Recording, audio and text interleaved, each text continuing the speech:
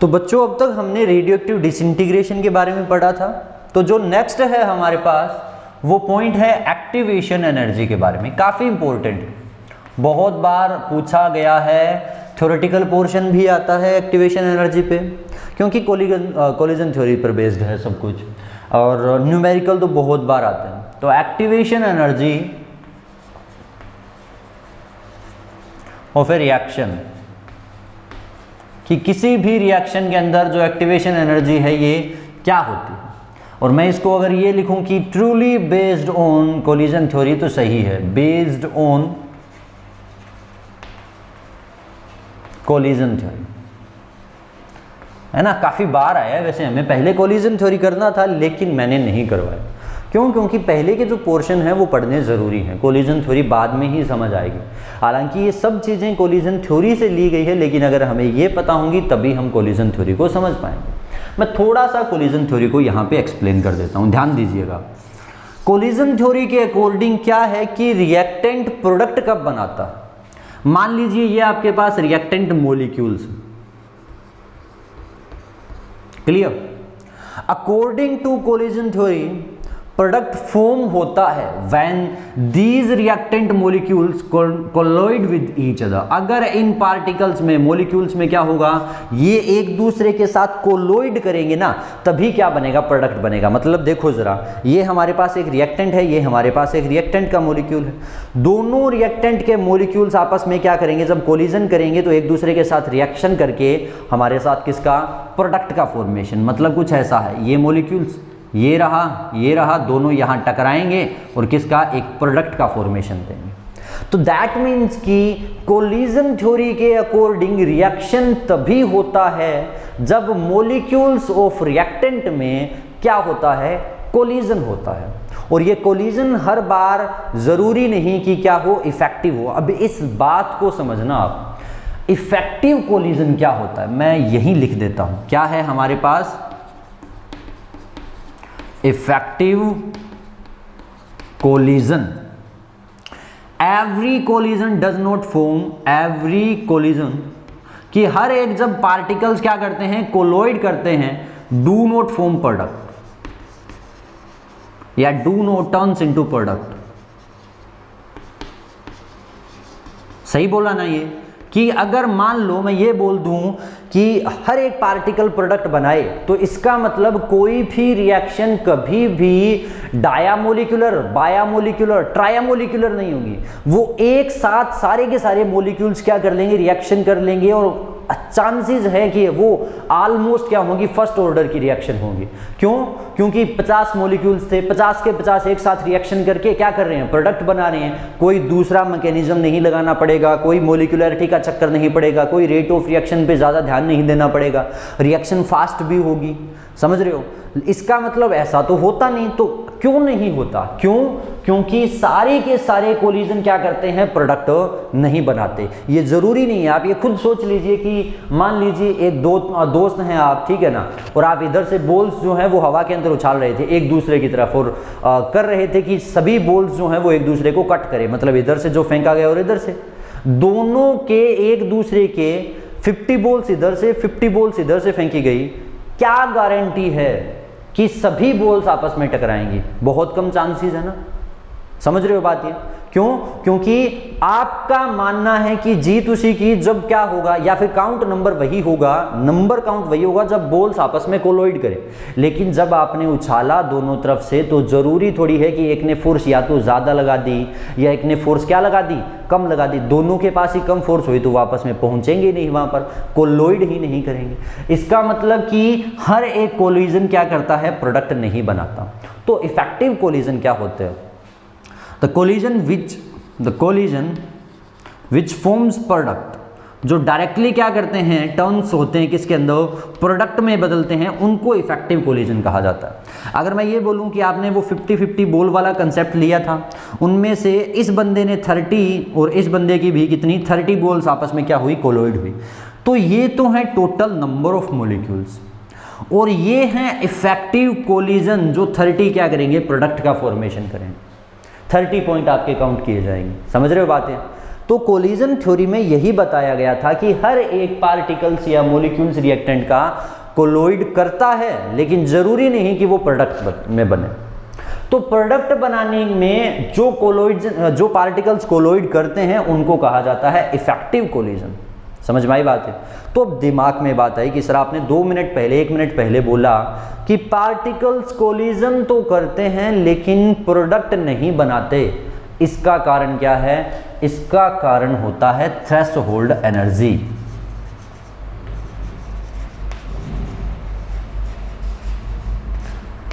अब इसको देखिए, मैंने कहा कि इस पार्टिकल्स के पास 2 कैलोरीज या क्या जूल्स एनर्जी, इसके पास भी 2 जूल की क्या होनी चाहिए? खुद के पास काइनेटिक एनर्जी होनी चाहिए। इतनी काइनेटिक एनर्जी होगी तभी ये आपस में टकरा करके प्रोडक्ट बनाएंगे। मैंने एक क्राइटेरिया सेट किया है, मतलब अगर इनकी एनर्जी 2 जूल से कम हुई तो ये कोलोइड कर लेंगे, लेकिन क्या नहीं बनाएंगे? प्रोडक्ट नहीं बनाएंगे। क्यों? क्योंकि इनकी जो खुद की एनर्जी है, जो मिनिमम रिक्वायरमेंट है प्रोडक्ट बनाने के लिए, वो क्या है? कम है। मिनिमम रिक्वायरमेंट जो होती है प्रोडक्ट बनाने के लिए, जो मिनिमम एनर्जी की रिक्वायरमेंट होती है, उसी को क्या कहा जाता है? थ्रेशोल्ड एनर्जी कहते हैं। तो आई होप कि ये बात समझ में आई होगी कि इफेक्टिव कोलिजन क्या होते हैं। किसी भी केमिकल रिएक्शन में इफेक्टिव कोलिजन का मतलब प्रोडक्ट का बनना, एक पर्टिकुलर एनर्जी की क्या होती है? वैल्यू होती है। ठीक है ना?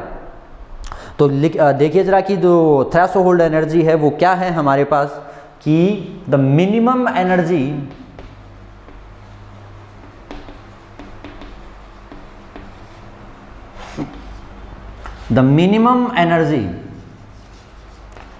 which reactant molecules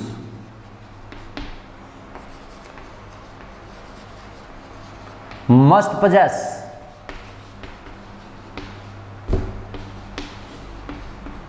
so that their collision becomes effective, कि वो मिनिमम एनर्जी जो किसी भी रिएक्टेंट मॉलिक्यूल के पास होनी चाहिए ताकि उनका कोलिजन क्या हो जाए? इफेक्टिव हो जाए। इफेक्टिव कोलिजन लाने के लिए जो मिनिमम एनर्जी की रिक्वायरमेंट होती है उसे क्या कहा जाता है? उसे हम बोलते हैं थ्रेशोल्ड एनर्जी। ठीक है ना? तो थ्रेशोल्ड एनर्जी क्या है? वो कम से कम एनर्जी होनी चाहिए। मतलब अगर इससे कम एनर्जी है तो पार्टिकल्स कोलोइड कर सकते हैं लेकिन इफेक्टिव कोलिजन नहीं दिखाएंगे। और क्योंकि हमें पता है कि सभी कोलिजन प्रोडक्ट नहीं बनाते, जिनके पास इफेक्टिव कोलिजन, अब क्या नई डेफिनेशन मिली ना, which have sufficient amount of energy which have threshold energy. मैंने यही बोल दिया कि जिनके पास क्या होती है? थ्रेशोल्ड एनर्जी होती है, वही क्या कर सकते हैं? इफेक्टिव कोलिजन कर सकते हैं, है ना? वही आपस में कोलोइड करके क्या कर सकते हैं? प्रोडक्ट बना सकते हैं। आई होप इतना क्लियर होगा। ये जो एनर्जी है बेटा, ये काइनेटिक की फॉर्म में होती है, क्योंकि आप खुद सोचिए, कोलिजन करने के लिए मूवमेंट चाहिए, मूवमेंट के लिए स्पीड चाहिए, काइनेटिक एनर्जी चाहिए, सीधी सी बात है। तो काइनेटिक एनर्जी होगा तभी ये पार्टिकल्स आपस में क्या करेंगे? कोलिजन करेंगे। तो आई होप कि ये क्लियर है, इजी सा पोर्शन है कि थ्रेशोल्ड एनर्जी क्या होता है? वो कम से कम एनर्जी जिसकी रिक्वायरमेंट होती है क्या करने के लिए? मॉलिक्यूल्स को इफेक्टिव कोलिजन करने के लिए, उसे क्या कहा जाता है? थ्रेशोल्ड एनर्जी कहा जाता है। और रूम टेम्परेचर पे ये बात भी लिख लेना, and at room temperature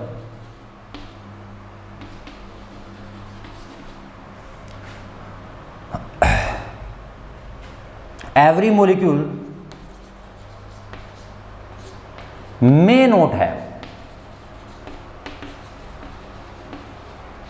energy, threshold energy।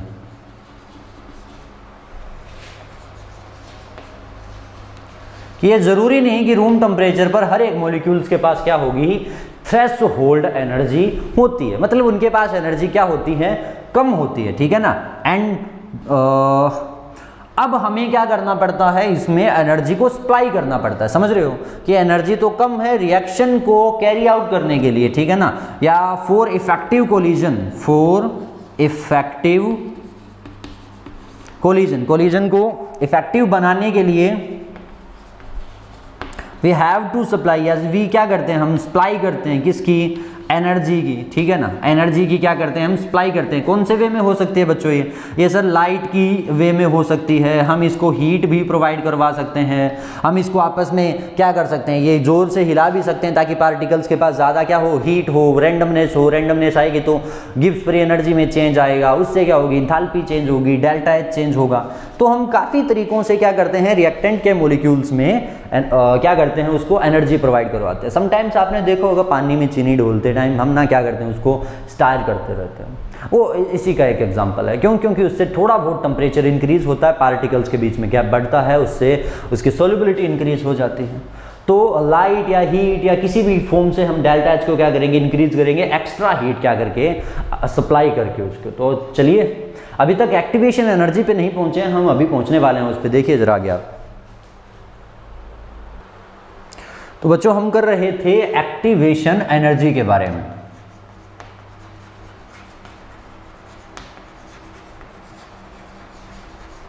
अभी हमने क्या देखा कि सर एक थ्रेशोल्ड एनर्जी होती है, वो क्या थी, वो मिनिमम रिक्वायरमेंट है प्रोडक्ट बनाने के लिए। आफ्टर दैट हमने देखा कि थ्रेशोल्ड एनर्जी के बाद कुछ पार्टिकल्स के पास खुद की क्या होती है, एनर्जी होती है। अगर वो एनर्जी थ्रेशोल्ड के इक्वल है या ज़्यादा है तो प्रोडक्ट बनेगा, कम है तो नहीं बनेगा। और अगर कम होती है तो हम क्या करते हैं, उसको एनर्जी सप्लाई करते हैं, ठीक है ना। और जो एनर्जी हम किसी भी रिएक्टेंट को सप्लाई करते हैं ताकि उसकी एनर्जी किसके, थ्रेशोल्ड के इक्वल आए, ताकि वो प्रोडक्ट बनाए, ताकि वो एक्टिवेट हो जाए, उसे हम क्या कहते हैं, एक्टिवेशन एनर्जी कहते हैं। तो देखिए जरा एक्टिवेशन एनर्जी क्या है, the minimum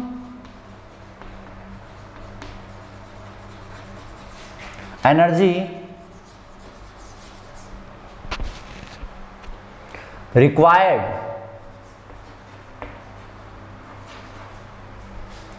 to reactant molecules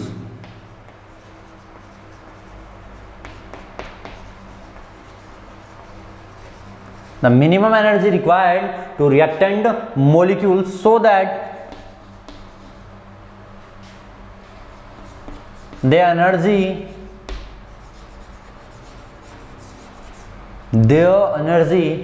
becomes equal to the threshold energy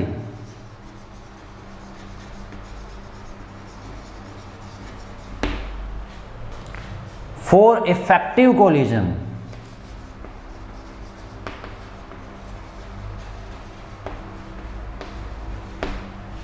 is called activation energy.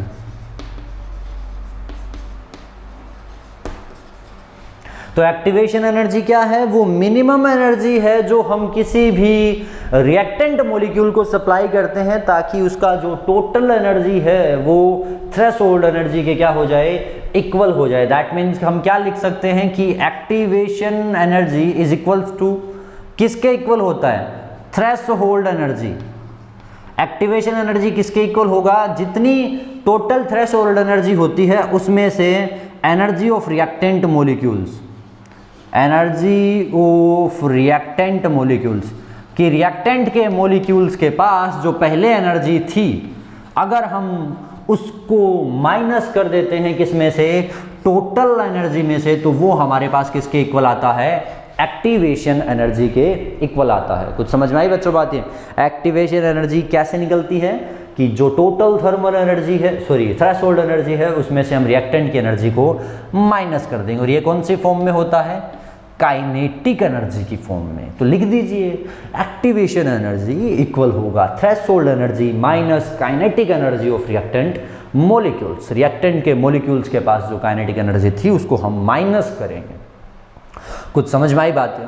अब हम इसको ग्राफिकल पोर्शन में समझते हैं और एक एक बात को ना थोड़ा सा अपना जो भी पोर्शन आएगा उसको ध्यान से समझना।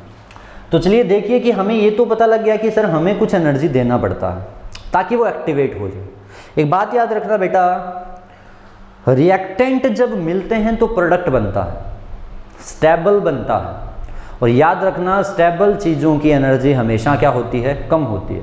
मतलब रिएक्टेंट का एनर्जी ज़्यादा होगा किससे, प्रोडक्ट से, तभी तो रिएक्शन हुआ, तभी तो एनर्जी का रिलीजेशन हुआ। समझ रहे हो बातें? तो प्रोडक्ट हमेशा ज़्यादा स्टेबल होते हैं। अगर स्टेबल रिएक्टेंट से ज़्यादा, मतलब अगर रिएक्टेंट ज़्यादा स्टेबल होते तो वो कभी रिएक्शन करते ही नहीं। रिएक्टेंट्स कम स्टेबल होते हैं मतलब एनर्जी ज़्यादा, प्रोडक्ट ज़्यादा स्टेबल होते हैं मतलब एनर्जी क्या होता है, उनका कम होता है। तो देखिए ज़रा, हम ग्राफ बना रहे हैं, ठीक है ना। अब इस बात को ना आप एक एक को ना ध्यान से समझते रहना, हर एक चीज़ को आप ध्यान से देखना कि हम पोटेंशियल एनर्जी के बीच में या काइनेटिक, उनकी पोटेंशियल एनर्जी ले लेते हैं। चलो हम ग्राफ बना रहे हैं किनके बीच में, पोटेंशियल एनर्जी के बीच में। पोटेंशियल एनर्जी क्यों लिया, क्योंकि जो प्रोडक्ट है, रिएक्टेंट है, वो सारे के सारे क्या है, एक कांस्टेंट पोजीशन पे हमने ले रखे थे। हम उनके पार्टिकल्स के बीच में चेंज आने वाली एनर्जी के बारे में बात कर रहे हैं। तो एट दैट टाइम वो रिएक्शन किसी पोजीशन पे हो रहा है तो हमने पोजीशन पोटेंशियल एनर्जी लिया, लेकिन उनके अंदर वो एनर्जीज अलग हैं। हीट के द्वारा एनर्जी अलग है, लाइट के द्वारा अलग है, एक्टिवेशन एनर्जी अलग है, काइनेटिक एनर्जी अलग है। हम पोटेंशियल एनर्जी की बात कर रहे हैं। अब स्टार्टिंग में क्या हुआ कि मान लीजिए ये रिएक्टेंट का एनर्जी है, जो क्या है, ER।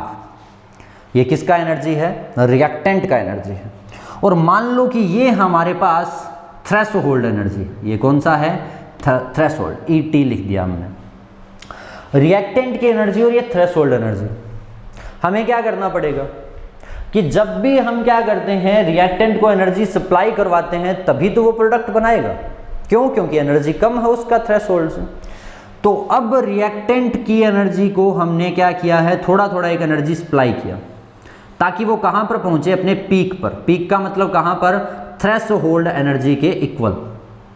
जब हम इसको एनर्जी देते रहेंगे तो ये थ्रेशोल्ड एनर्जी के इक्वल आएगी धीरे धीरे, और जब थ्रेशोल्ड एनर्जी के इक्वल आएगी उसके बाद ये क्या करेगी, प्रोडक्ट बनाना शुरू कर देगी। और क्या मिलेगा आपको, कुछ ऐसा। और ये जो एनर्जी है ये क्या है, EP है। ये क्या है आपके पास, EP, प्रोडक्ट का एनर्जी। यहाँ आपके पास क्या है, ER है, ये रिएक्टेंट का एनर्जी। तो बच्चों ये जो गैप दिख रहा है ना आपको, इसे कहा गया है activation energy, EA, activation energy. क्यों, देखो ध्यान से। सर ये रिएक्टेंट का एनर्जी था, थ्रेशोल्ड से कम था, तो हमने इसको एनर्जी देंगे तो ये थ्रेशोल्ड के इक्वल आएगा। जैसे ही थ्रेशोल्ड के इक्वल आएगा, मैक्सिमम, याद रखना यहां पर क्या होता है, maximum effective collision, maximum effective collision होता है। क्यों, क्योंकि अब लगभग सभी पार्टिकल्स के पास में, यहां ना ये जो चीज है ना, इतनी दूर में क्या था, प्रोडक्ट तो बन सकता है, लेकिन सभी पार्टिकल्स के पास में तो इक्वल एनर्जी नहीं है ना। 50 में से 5 के पास है तो 5 ही प्रोडक्ट बनाएंगे। अब मुझे हर एक को क्या करना पड़ेगा, पूरा मतलब प्रोडक्ट बनाने के लिए हर एक पार्टिकल को एनर्जी देना पड़ेगा। तो हम क्या करते हैं, उसको अगर एनर्जी सप्लाई करवाते हैं तो मैक्सिमम पार्टिकल्स के पास क्या होता है, इफेक्टिव कोलिजन आ जाता है। और यहाँ पर इसके बाद में प्रोडक्ट बनना क्या होता है, शुरू होता है। ये टाइम के साथ भी ले लीजिए। अब इसके बाद प्रोडक्ट बनेगा तो धीरे धीरे एनर्जी कम होगा और रिएक्टेंट से भी कहाँ चला जाएगा, नीचे, क्योंकि प्रोडक्ट का एनर्जी रिएक्टेंट से क्या मिलता है, आपको कम मिलता है। तो आई होप ये जो है वो आपको पूरा क्लियर होगा, ठीक है ना। एक छोटी सी चीज़ और बता देता हूँ, ER minus EP, ER minus EP, ये क्या है, इवोल्ड एनर्जी। हम बोलते हैं ना कि एनर्जी उसमें से रिलीज हुआ है, निकला है, तो वो एनर्जी निकला है वो कितना होता है, रिएक्टेंट माइनस क्या होता है, प्रोडक्ट। तो ये है आपके पास इवोल्ड एनर्जी, ठीक है ना। मैंने ई लिख दिया, आप समझ जाना बस। तो इवोल्ड एनर्जी क्या है, जो रिलीज होता है, ये एनर्जी हमने उसको सप्लाई किया था, ये इवोल्व नहीं होगा। क्यों, क्योंकि इतने की तो रिक्वायरमेंट है क्या करने के लिए, प्रोडक्ट बनाने के लिए, तो उतनी तो वो कंज्यूम करेगा। प्रोडक्ट बनाने के लिए कंज्यूम कर देगा तो वो तो इवोल्यूशन हो नहीं सकता। तो इवोल्व होगी कौन सी, जो डिक्रीज हुई है रिएक्टेंट से, जब वो कहाँ चला गया था, नीचे की तरफ चला गया था। तो इतना तो क्लियर होगा। अभी एक बात देखिए कि हम ना एक सिंपल कंसेप्ट सीखते हैं। एक्टिवेशन एनर्जी की हमने बात की। अगर एक्टिवेशन एनर्जी क्या होगा, ज़्यादा होगा, तो रिएक्शन होगी स्लो। बताएंगे क्यों। अगर एक्टिवेशन एनर्जी क्या होगा, कम होगा, तो रिएक्शन क्या होगी, फास्ट। अब समझ में आया कि रिएक्शन स्लो और फास्ट क्यों होती है, क्यों, क्योंकि एक्टिवेशन एनर्जी चेंज होती है। अब ध्यान दो, मैं बोलता हूं कि किसी को 30 जूल एनर्जी देना और किसी को 40, किसमें ज़्यादा टाइम लगने वाला है? अगर हम उसको 40 जूल एनर्जी प्रोवाइड करवाएंगे सेम सोर्स से तो टाइम लगेगा ज़्यादा। इसका मतलब वो रिएक्शन होगी धीरे धीरे, टाइम लेकर के होगी, रिएक्शन क्या होगी? स्लो होगी। अब अगर मैं ये बोलूं कि मान लो ये आपके पास ना रिएक्टेंट है और ये उसका थ्रेशोल्ड एनर्जी, ध्यान दो ये रिएक्टेंट का एनर्जी ई आर है, ये उसका थ्रेशोल्ड एनर्जी है ई है। इतनी एनर्जी सप्लाई करवाने में मुझे टाइम ही नहीं लगेगा, प्रोडक्ट बनेगा। लेकिन अगर मैं यहीं पर, ये आपके पास ई आर है और ये आपके पास क्या है? ई टी है, अब आपको ज़्यादा एनर्जी सप्लाई करवाना पड़ेगा।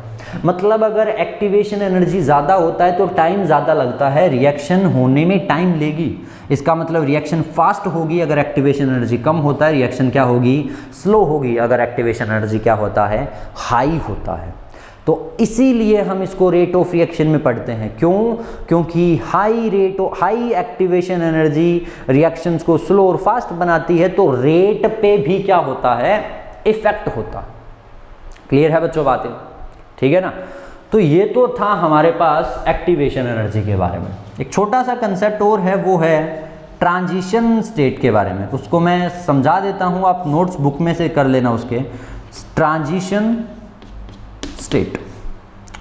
अब ना कोलिजन थ्योरी ने क्या बोला कि जब रिएक्टेंट के मॉलिक्यूल्स कोलोइड करते हैं, फॉर एग्जांपल मान लीजिए एक रिएक्टेंट है ए टाइप, एक रिएक्टेंट है बी टाइप, क्या करेगा? 2 times of A B product का फॉर्मेशन करेगा।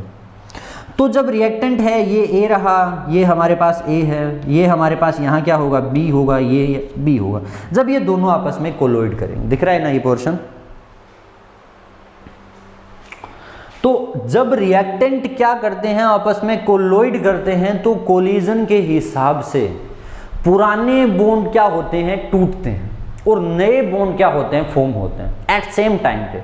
जब कोलिजन होता है तो कुछ समय के लिए वहां पर एक कॉम्प्लेक्स बनता है। वो कॉम्प्लेक्स कैसा होगा? ये ए है, इसके इस रिएक्टेंट के साथ बॉन्ड वीक हुए, बी के साथ बॉन्ड वीक हुए, और किन के? ए और बी के बीच में बॉन्ड बनना स्टार्ट हो गए। ये बनता है इंटरमीडिएट। क्या बनता है ये?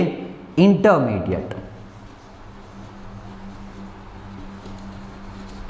या फिर हम इसे कहते हैं कॉम्प्लेक्स। इंटरमीडिएट कॉम्प्लेक्स बनता है। ये बहुत कम टाइम के लिए बनता है और बाद में डायरेक्टली किसमें? प्रोडक्ट में क्या हो जाता है? टूट जाता है।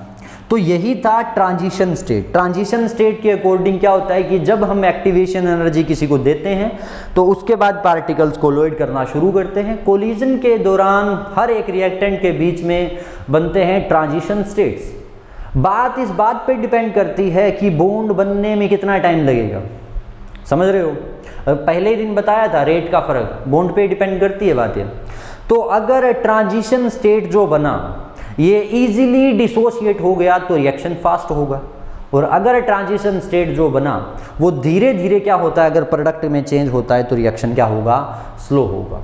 इतना सा बात है। ट्रांजिशन स्टेट सिंपल सी चीज़ है। प्रोडक्ट कैसे बनते हैं ये बताता है।